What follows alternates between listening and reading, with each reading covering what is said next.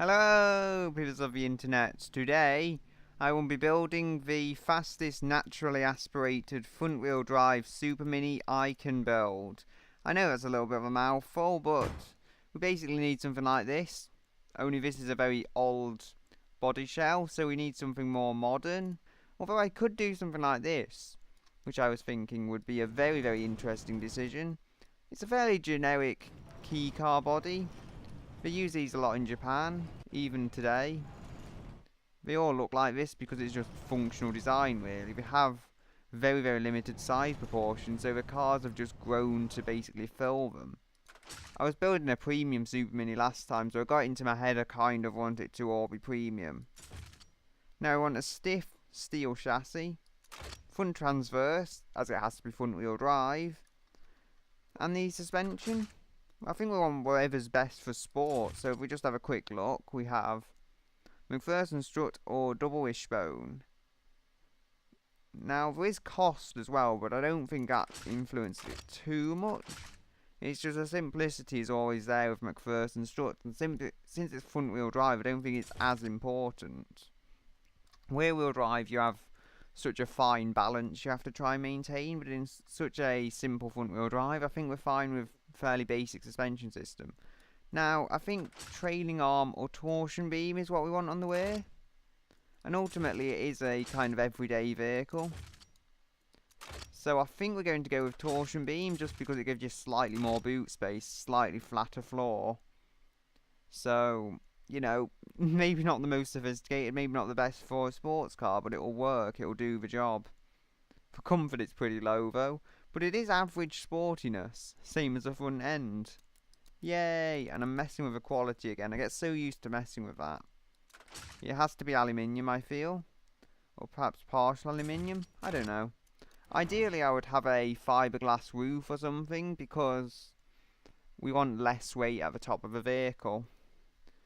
Now, the front end. This is interesting. There's many ways we can build this, but I think I'm just going to design it quickly, and then I'll return.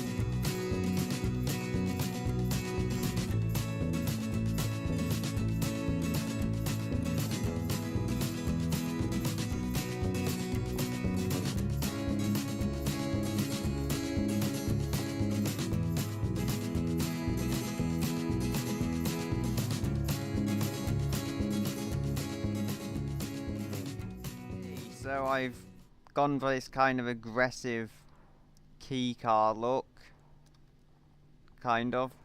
And the rear it has central mounted exhaust, indicators, tail lights and a badge.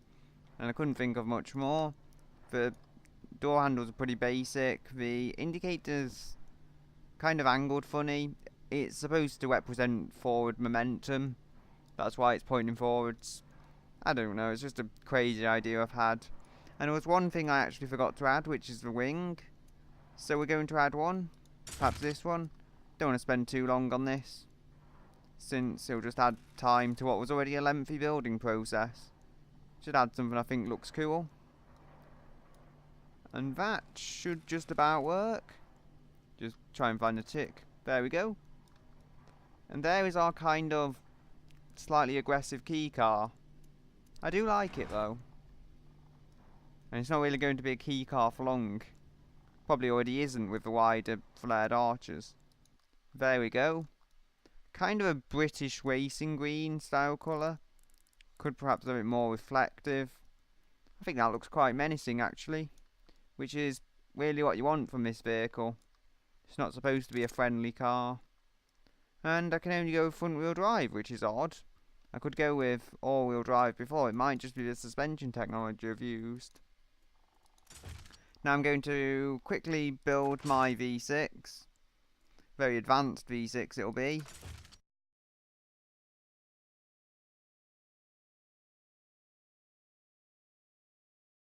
Oh yeah, also we need the blue header of sorts. There we go. Has to be blue.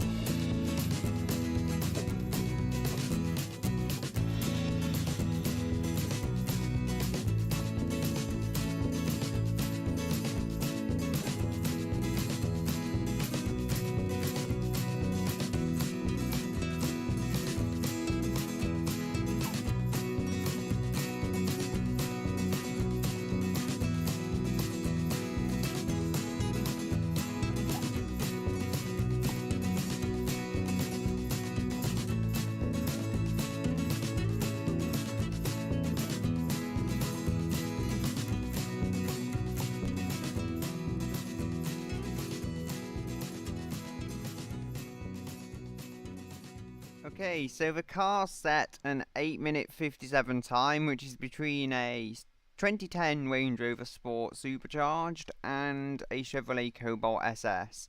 Although I feel this thing can do so much better. So what are we going to do? We're going to fight. I'll return with my fighting formula. So it's looking like I had a mild recording fluff up, so I'm just going to show you what vaguely I had before. Firstly, you'll see I've named it the Mildly Angry Box. It's the Special Edition Sport variant. And the engine family, for some reason, has lost its name.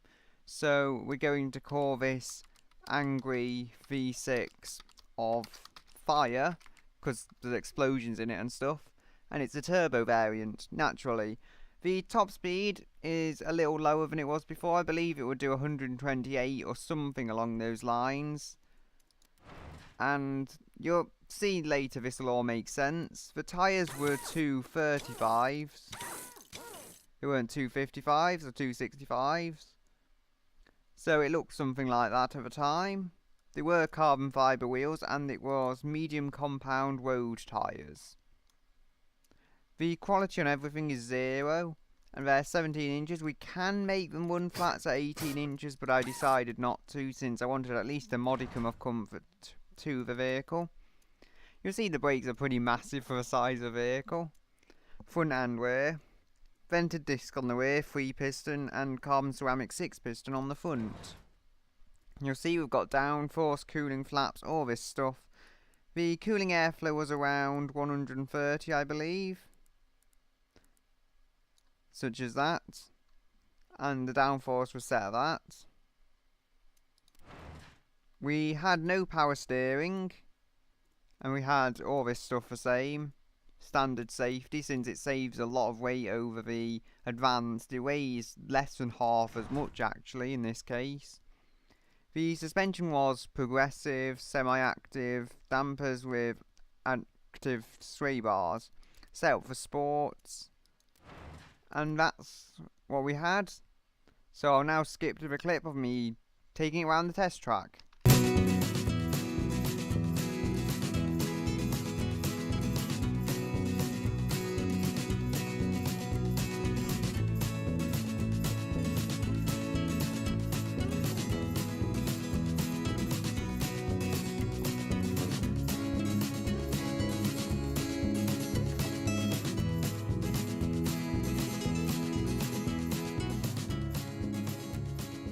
Okay, so here I have my engine. It's very much similar to before. It's actually the same block, precisely. Same bore, same stroke, same components even. What I've done, however, is added a pair of turbos, as you can tell. They're quite small turbos. I tried to add larger ones, but that's as big as I'll go. You'll see here, I try and make that bigger, it won't fit. Try and make that bigger, it won't fit. They have still given me decent power, but I couldn't make them much bigger. Winning quite a bit of boost, 29 PSI. Also, we're same fuel. I'm actually winning single direct injection type, because using other configurations of injectors doesn't really make any power difference. Like it says there, max power 174. I know it's not making 174 because I adjusted this engine. So regardless of what that's saying, it's just not true. The ignition timing is also 60. I mean, I was just trying to balance everything out really, and that's what I ended up with. There's the compression running quite low. Cam profile is the same, since I'm not running into problems with the RPM actually. Actually, I think I've made it better since I can get a higher performance index this way. You'll see it's revving to 10,600 still. I need to change that, but once it's over 5,000 RPM, there's absolutely no lag, and you actually get a really nice smooth power curve. It's not jumping up there as you might see on certain engines. I mean, it does jump at around 4,000 to 5,000 RPM, but after then it's lovely. Now you'll see if I lower this, the performance index gets better. If I make it any higher, it still has problems, but it's not got any worse, that has to be said. The performance index is, I believe, lower than it used to be actually, but 10,400 is the best for that. I've also managed to get 300 horsepower. I can go on standard intake and get 299, but I really just wanted 300, and performance intake was able to give me about 1 horsepower, so I settled for that. For the size of engine, it's pretty good for power. The exhaust also I adjusted, and that allowed me to achieve what I wanted. That lowers the performance index, interestingly, but it does reduce weight, and it does make the power slightly earlier, but it feels like it's cutting off power, and I don't want that at all. So yeah, another thing I've been thinking of adjusting actually is the titanium. We might not need that. No, we do. It's just, since it's running at a lower RPM now, I thought we wouldn't need it. I have got 60 reliability. If I was targeting 60, that would be very convenient. And it costs just under $2,000. So it's a pricey engine, and it probably won't even fit in the car. So I need to adjust it until that stuff is sorted. Okay, so I went onto the turbos. I slightly adjusted the compressor and turbine size and slightly increased the boost. Basically, I made the turbine larger and the compressor slightly smaller. That gave me 303 horsepower at one point, but then I actually removed the intake. That was just before I adjusted the boost to get a bit of the torque back, and it actually allowed me to have 301 despite using technically worse technology. So I'm quite proud of that actually. I'm surprised I missed it to begin with, and I believe this works fully now. There's no size problems. I mean, things are probably rubbing against each other, but they won't have as many problems.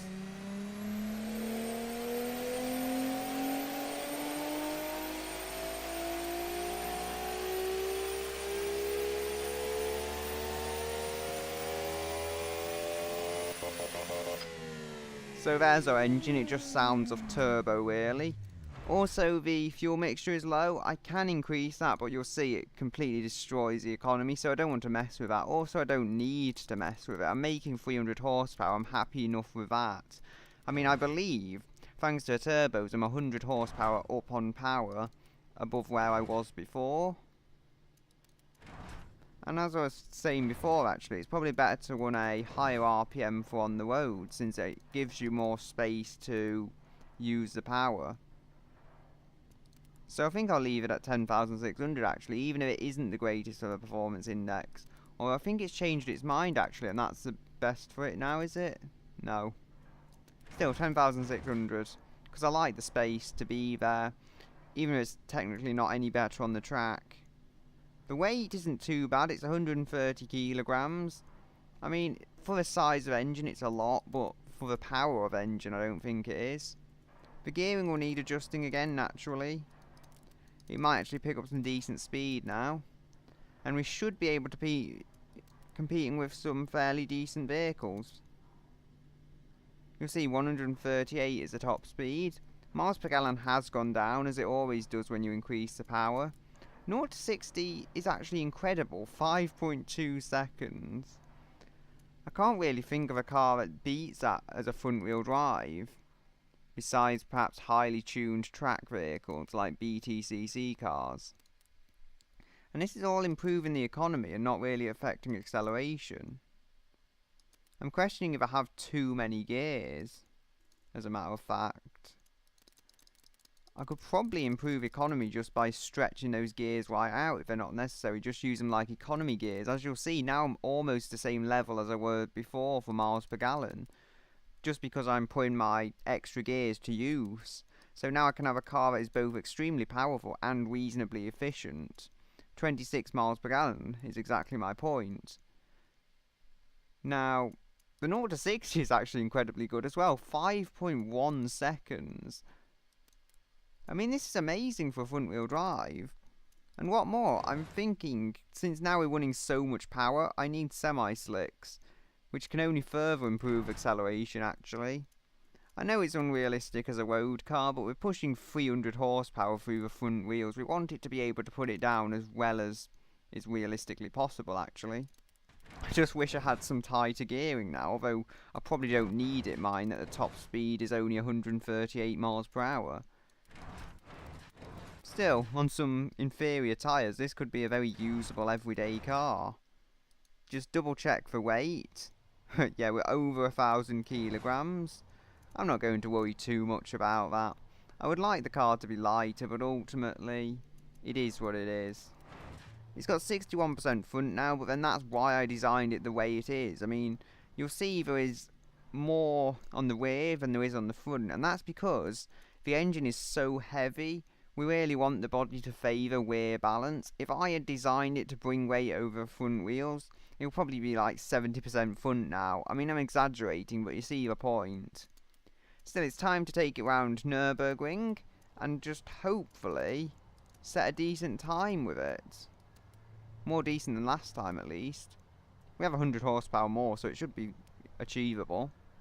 Okay, so the car set an 8-minute 20.49 time. And to put it into perspective, I guess we have to see the price. It's a little ridiculous, but I think 25,000 is okay. I mean, no doubt it's not the best car in the world, and it's massively overpriced, but I mean it was always going that way when we were trying to add top end brakes, a top engine and all this stuff. As opposed for the Nürburgring time, I don't think it's done too bad.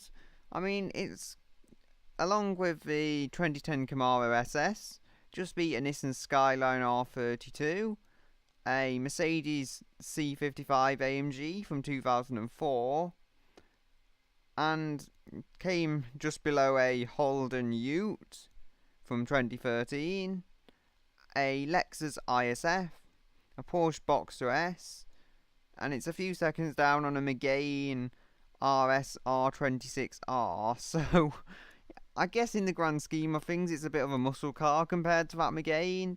I don't think I even adjusted the cooling, so yeah, that's not great. Right, so I think I have to try this whole ordeal again, because the engine probably wasn't even running at its full kind of potential. And I'll give the brakes a little more perhaps. 230 for cooling airflow seems good enough. We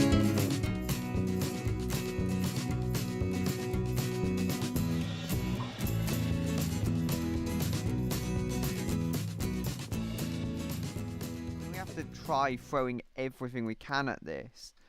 As a matter of fact, I'm even going to put double wishbones all around. Or actually double wishbone and multi-link perhaps. Yeah, that should be better over bumps. It's better for comfort.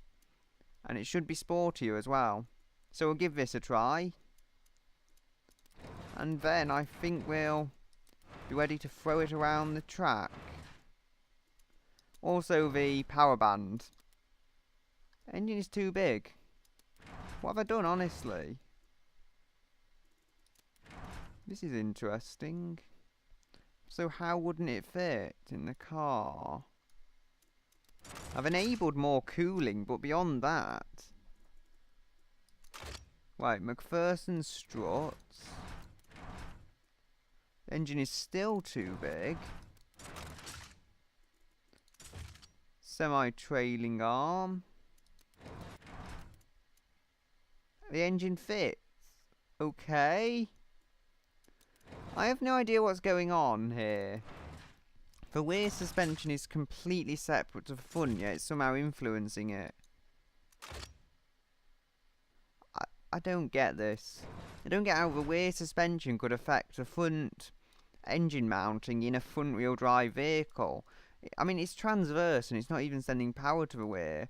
Unless, of course, there is the space for the drive line if we look back there, and unless that's affecting something, but it shouldn't affect whether the engine fits if it's just standard front wheel drive.